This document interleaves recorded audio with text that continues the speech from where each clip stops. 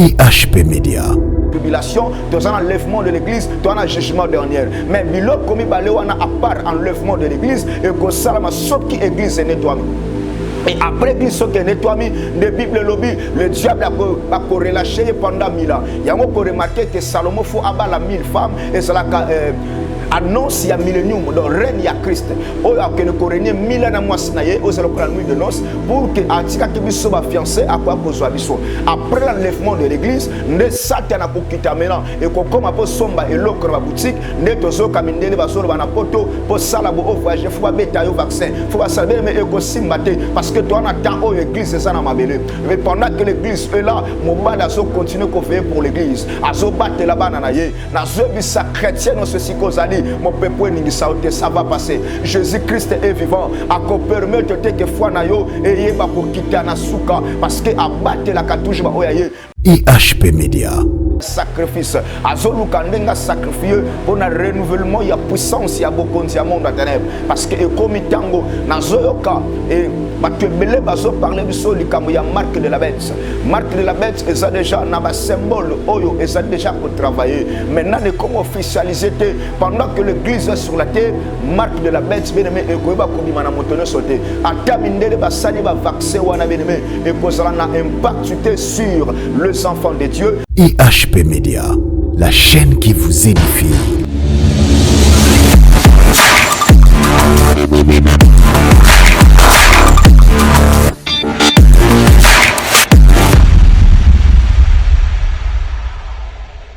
Bonjour à tous les spectateurs, Nyoso, Oyo, Boulanda Kabiso, na IHP Media, chaîne Oyo Enemela Kabiso, message de la part de Dieu. Na pamboli bino na kombo Yesu Masia bisika tozali et na lingi ya mboto pesa message oyo biso na liboso na bino na etando oyo alinga kito sambela pona kozala reconnaissant na muta pesi biso pema osambeli bisika tozwami nzambe ya miracle kombo na yokumisama yo oyo jeraka tant pe okomisaka biso na moment ya délivrance pour te témoigner aux ensemble to kabita ngwe pa na yo etana du tout-puissant ba inos ba kolanda biso na bandaku na babiro na misala bisika bokese nzambe tika molimo na yo akamba biso poto sosolama oyo kolobela biso bilolobi c'est poussé par ton esprit que les hommes ont parlé de ta part na lingi na kamba na molimo no po peuple ba yo kayo na kombo na Yesu Masia de to bondeli amen bien-aimé na bitozali ebele et émission na biso oyo memelaka biso lumière ya otoyeba kité en fait que tous voient connaissance l'olenge Daniel azoy un message parce que n'est pas ange Gabriel que je t'ai envoyé pour ouvrir ton intelligence et tous on dit marqué message oyo et comme la biso intelligence pour te découvrir ma bomba mais na kolinga toyeba kotanga verset na biso na Ésaïe 61 le premier verset. L'Esprit du Seigneur l'Éternel est sur moi, car il m'a oint pour porter de bonnes nouvelles aux malheureux et il m'a envoyé pour guérir ceux qui ont le cœur brisé, pour proclamer aux captifs la liberté et aux prisonniers la délivrance, pour publier une année de grâce de l'Éternel et un jour de vengeance de notre Dieu pour consoler tous les affligés. Bien-aimés, message autozo memelabino de la part du Seigneur et salut message moko que l'Éternel a pesibiso pour peuple naïe to comprendre que azali tata malam oyo azo yo kabiso pendant tout ça ko se lamenter et voilà la raison que le Seigneur a pesingai Ésaïe 61 pour to sala nango partage bisika tozali tangu na bandaki ko sambela nsambazo pesanga message ya mboka na biso Congo lobi na ngai ezali makambo eza préparé na monde ya ténèbres yango molimo na nzambe apesi biso message oyo na mukanda na Ésaïe 61 alobi molimo na ye eza kati na biso nzambe atindinga pona annoncer bonne nouvelle pene me bonne nouvelle na koyebisa yo nzambe aza na bomoi. L'Éternel a salaki mokulu apesi biso nyonso te ba ko gérer yango par rapport ya lisungi ya molimo santo Parce que la Bible déclare, sans le Saint-Esprit, nous ne pouvons rien faire. Yango tango nzamba pesinga message oyo esengela ki na yeba ko fandisama na kati ya livre ya Esaïe. Bien-aimé, Congo ezali mboka oyo ezo kima mbangu pour l'accomplissement ya bilaka o nzamba lobaki. Il y a des prophéties oyo nzamba zoloba na basali na ye ebele. Congo ekomi na tango oyo nzambe ayeba ko consoler motema ya peuple congolais. Yango na zoloba na congolais ne swalingaka mboka na ye bisika tozali na ba église na bandako bien-aimé tolata saki lokola peuple oyo ya ba hébreu bakutamaki na mboka bapaya. Mais tango santa sekoya ki baboma ba juif nyonso balata ki saki ba jonaki, ils ont prié pour chercher la face de Dieu. Mais c'est le moment que le peuple congolais a la distraction. Yango nzamba ebisinga na bisayo que l'esprit de l'Éternel est sur moi. Atundinga pona yebisayo ke ngonga ekoki. Tango ekoki que peuple congolais ozwa fanfare trompette obeta pour se réjouir na bolamu ya nzambe oya tsana mboka na biso. Yango Esaïe zoloba atundinga pona proclamer une année de grâce. Mais à chaque moment, Zambé alingaka kolobela peuple naye pour que alongola biso na kati ya ignorance. Na bi que peuple congolais osa déterminé ya ko porter victoire na mboka na yo. Olingi teke ozala manipuler lokola esclave ko botala banele ki. Yango Zamba komi ko rappeler conscience ya peuple parce que la Bible dit ceci, réveille-toi toi qui dors car la malédiction te surprendra. Avant que malédiction ait surprendre le Congo na bisoté, yango Zambé a pesi biso message oyo parce que mo Satan travailler ba congolais tozola la tozo na kati ya distraction o leto ba koluka au secours divine biso to continue na kati ya distraction yango nkolo azolo bana mukana na Esaïe 61 molimo na yeza kati na biso atindi biso poto yeba komema consolation na mitema o eza ko bukana bien na yebi ke moment o tozo traverser ezali moment compliqué. Le diable a dit que ça déjà ba auteur il y a sacrifice azolu kandenga sacrifier pour un renouvellement il y a puissance il y a beaucoup de monde en ténèbres parce que comme tango na zoyoka et batebele bazo parler biso likambo ya marque de la bête. Marque de la bête est déjà na ba symbole oyo est déjà pour travailler. Maintenant de comment officialiser pendant que l'église est sur la terre, marque de la bête bien-aimé et ko ba ko bima na motonyo sauter. Atamindele ba sali ba vaccin wana bien-aimé et kozala na impact sur les enfants de Dieu parce que l'église est na mabele. Marque de la bête et kozwa ampleur après l'enlèvement de l'église. Nazoye bisabiso que l'Éternel est vivant.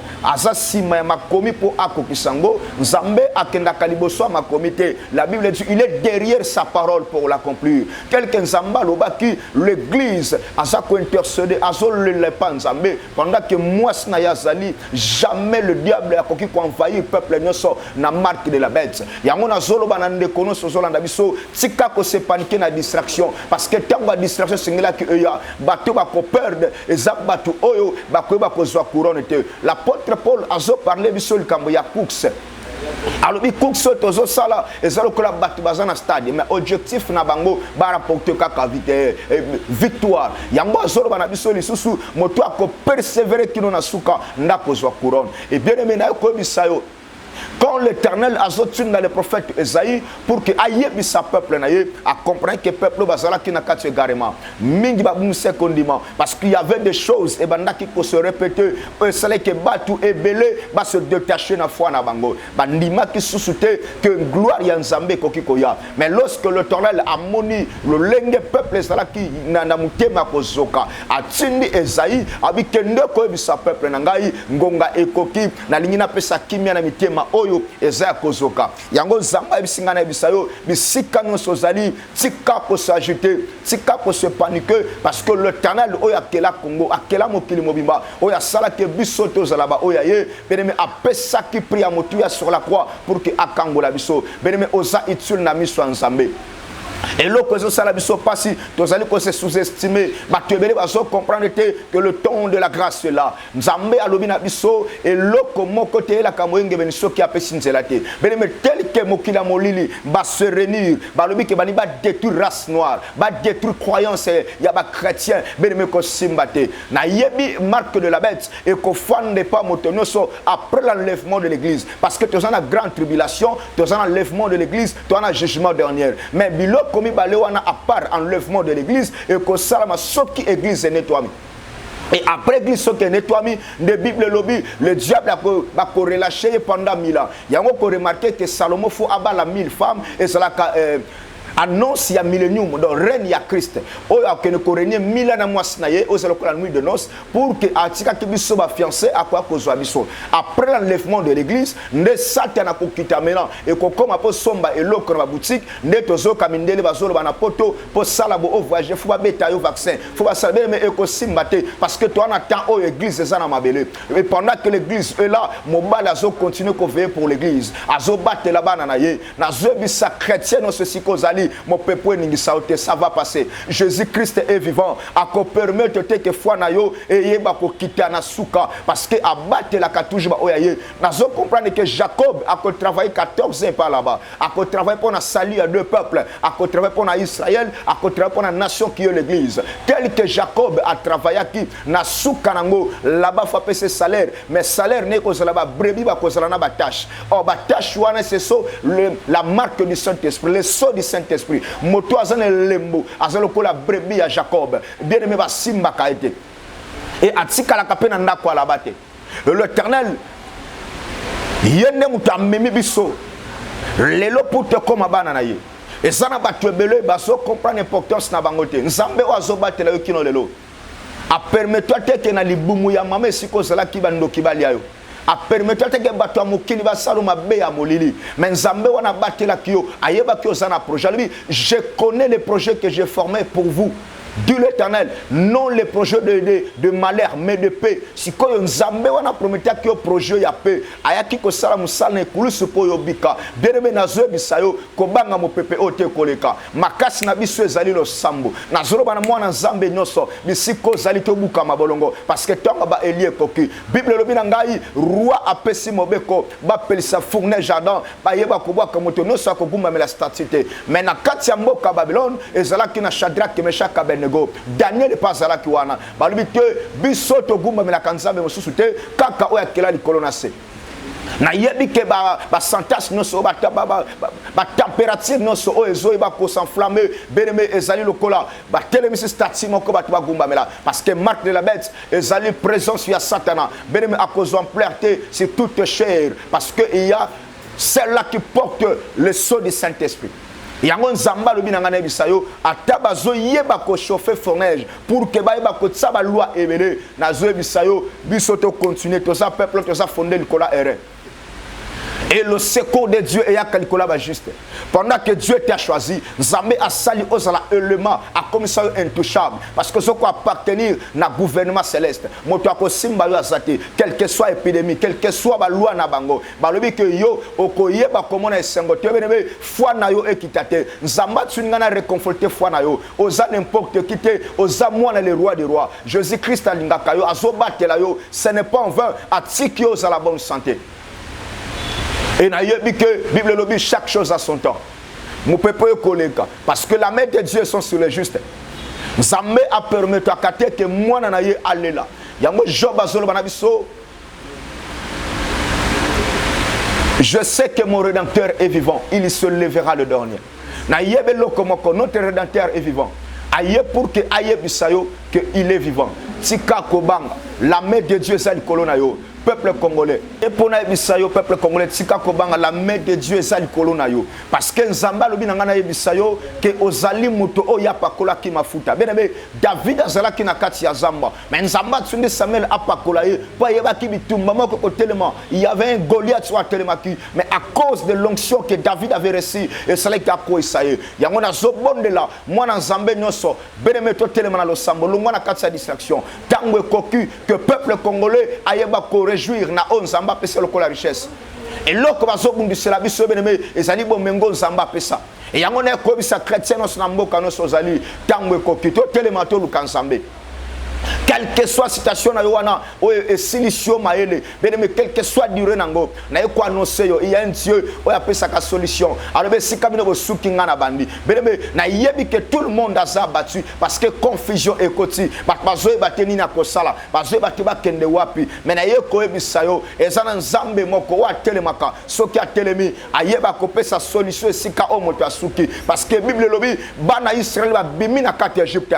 ba komi bo so mer rouge nzela aucun de ça que mais l'Éternel a dit à Moïse yebisa peuple nanga babanga te ba égyptien bozomo na bokomo na bango lisusu te bien-aimé gloire mon côté yakana petra mokilo pour nzambe ay ba komatiso niveau mususu faut kutana obstacle bitumba nyonso eyaka na via mwana nzambe après bitumba wana ezene élévation ya yango tika o accepter ba défi o satana tse liboso mais nazo ko assurer yo moto oyo atsaka kondimane pa nzambe bien-aimé jamais azala conflit nzamba permettre akate confusion et langa peuple na ye yango na ko ebisa yo tika nzambe ya lola banda ko réconforter foi na yo parce que tango ekoki o comprendre que bisika yo zali nzamba mema ki wana na pona amema ki na tsina amema ki pambate parce que Israël faut abima na mboka tata na ye ezala ki na terre promise pona bango lokola kana mais ba ko kota na nukanate il faut ba que na Égypte après avoir ko sala ba nebele nzamba ko bisa bango bo senga biloko pa ba voisin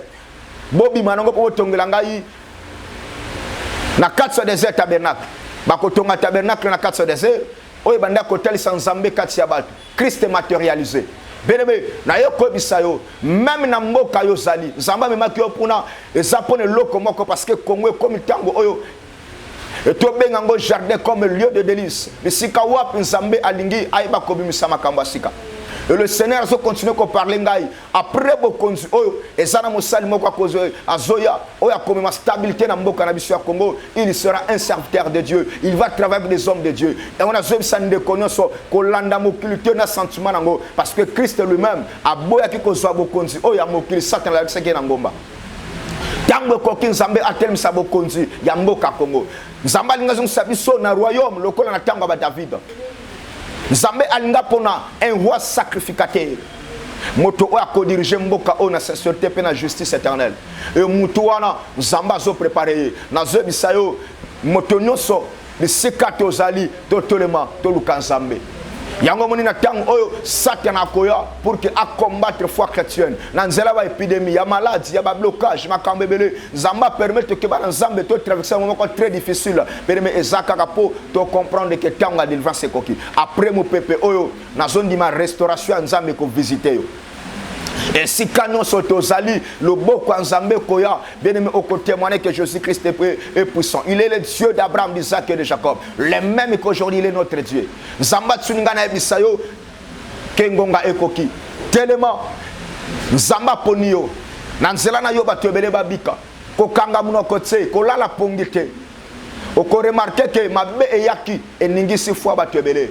Mais Nzamba tsuninga na bisayo. Bien-aimé à tout moment quand le Seigneur a zoloba et l'autre aliboso alingina no olongwa na kati ya bolembo tellement na via le sam na kobonde la nzambe kondima na yo emata vie de prière no emata parce que Christ a zoloba na biso tango bazala kina baye kol na kati ya boîte mo pepa makase ye baye kol bazobanga balamusi abi que Yesu tozokufa Yesu aloba ki mo pepe sila ki me ayebisi baye koli kino tango ina kozana bino bata kondima mukie et bandima kite que mon peuple ko fanda kimya parce que ba bosana ki muto bazala ki na ye beleme na yebi ke mwana nzambe ozobanga bisiko zali par rapport makambo zoyoka obosani ozalo kola ba yekoli obazana Yesu mais ba bosani ke muto bazana ye azana makoki ya koloba corona esili eleki ba vaccin ko sale le côté parce que o aza kati na biso bilobi aza munene ko le ko azana mokili to la musa Yesu na prière na biso to lukaye parce que yenda zali kola nyoso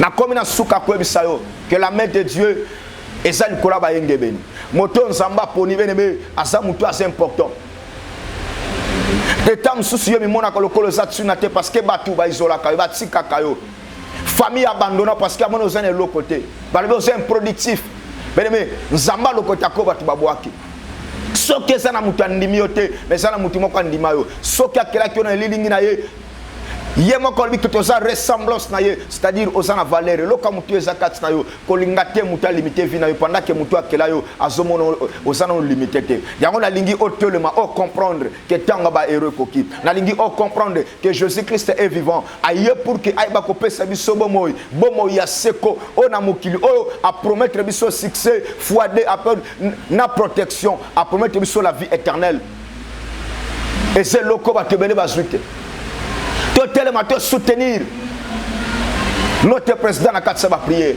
Bien aimé, et complot non so ya ténèbres Nzambe ayeba ko révéler yango et pour que to yeba ko sambela le sambo ne comme mabiso na restauration le sambo ne ko pesa succès na mboka Congo le sambo ko sala que peuple congolais au mona diamant au ba peso na maboko et le diable ayaki ayeko iba le même que la Bible dit le voleur vient que pour voler détruire égorger mais le fils de l'homme est venu pour la vie nalingi tobele la Yesu na bavi na biso na misala na biso partout ozali Yesu azoloba ke nazanzela bomoy moto ala ndingai akweba kobunga te mais pourquoi yo ndimela Yesu mozobanga corona mais pourquoi zobanga vaccin pourquoi s'ajouter non abisio reste en place comme Dieu a dit aux enfants d'Israël les Égyptiens que vous voyez bokomona bango les sociétés je te rassure que Dieu est vivant ako permettre yote oyeba kokoya voilà na lingina sambele sikoto ozali. Je sens la puissance de Dieu. Bien que Mungongo n'engeza battu par rapport à la prière Nazanango, il y a 300 jours Nazolu Kanzambe. Mais la linga qui quand même n'a comme ça message de la part de Dieu. Nzamba lobito bangate parce que tango koki a justice. Il s'appelle Emmanuel, Dieu parmi son peuple. Lorsque Moutandimi que Jésus est puissant, il y a toujours la pluie de bénédiction et il y a qu'à couvrir Moutouana. Bien-aimé, osana maladie, cancer. Ma maladie sont durables, moi je te rassure, il y a quelqu'un qui a vexé son sang sur la croix en disant tout est accompli. Jésus-Christ est capable, Jacobi qui sont en maladie. Si seulement tu crois. La Bible dit, si tu crois, tu verras la gloire de Dieu.